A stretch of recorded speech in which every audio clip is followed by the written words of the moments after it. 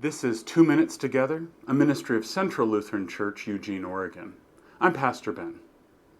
This week in our gospel reading, Jesus talks about all those who come to a dinner party and those who go and seek seats of the highest honor. And he's speaking in a world where competition for honor was really important, and it could be physically seen in a setting where this person knew they were important and everyone else also knew they were important. And so there would sometimes be competition about who could sit in those places, and so getting there very early was important.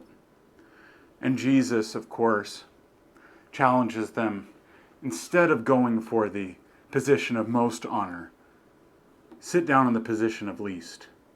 And he talks about humility, but I think part of what Jesus is trying to say, one way of thinking about it, is that maybe instead of focusing on what chair you want to sit in, maybe you should focus on what's the meal going to be like? How is it going to be being next to whom? Who are you going to interact with? What is the experience going to be?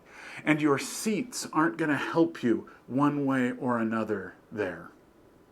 In our context, in a very different culture where eating together doesn't have the same kind of meaning, the place where I think we can see what Jesus is talking about of being invitational to all, though varied as one, is when we come around the Lord's table to receive the Lord's Supper.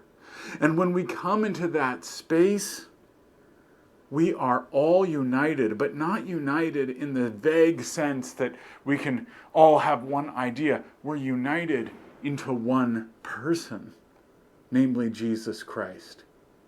That in the reception of the meal, this is Jesus for you. And it is just as much for you as it is the person standing or kneeling next to you. This is how we could become one.